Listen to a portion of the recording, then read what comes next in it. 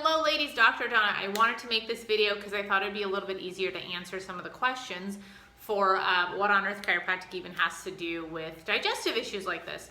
So I'm gonna keep it really simple because it will absolutely depend on the individual, their neurology, their structure, and basically what's going on with their body. So first things first, as a chiropractor, my job and my goal is to look at the nervous system through the spine, to find where there might be levels of interference or any stresses to those nerves, and then to correct them through the adjustment.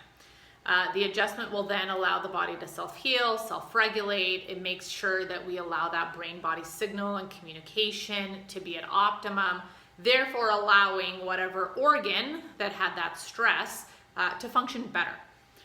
Number two, as a chiropractor, I don't treat or cure anything. My only job and my goal is to address where those stresses are in the body and then let that body do that healing. Very specifically, when we talk about digestion, there's key points along the spine, all along the spine, that's going to, that's going to be an area of focus. But very heavily, we're gonna look kind of lower back, down to sacrum, even where that mid back meets that low back. Because if you refer to the nerve chart that I put above this post, these nerves innervate the entire digestive tract. Everything from the stomach to the gallbladder to the spleen to the intestines to the colon. I mean, everything and anything has nerve signals from here. And when we get much lower, then we're dealing with lower colon, rectum area like that.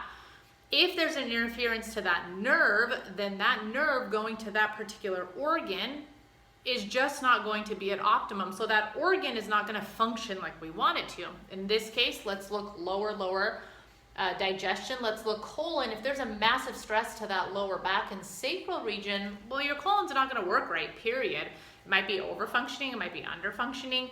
It might be something as simple as the muscle not having that nerve connection that's plugged in to tell it to move, to contract, to let go.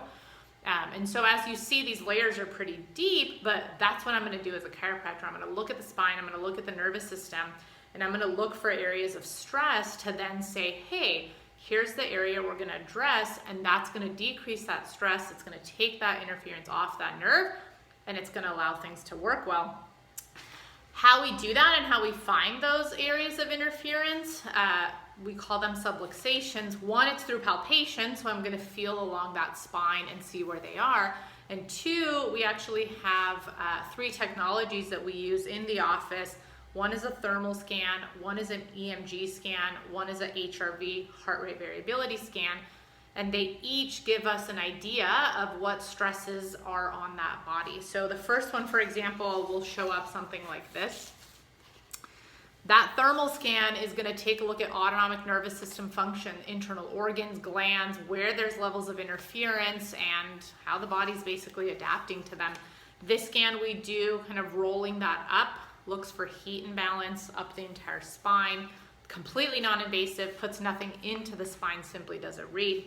Second scan we're going to look at is that middle EMG scan. So all of the muscles in our body have nerves that communicate to them. So we get to see how well that brain-body communication is using the nerves, using the muscles, as our avenue. And then we're gonna look for different patterns and colors and interferences to let us know, hey, what's going on? So in this case, we're looking lower, we've got some digestive stuff happening here. Number 3, depending on if the kiddo's old enough, we will do a heart rate variability scan.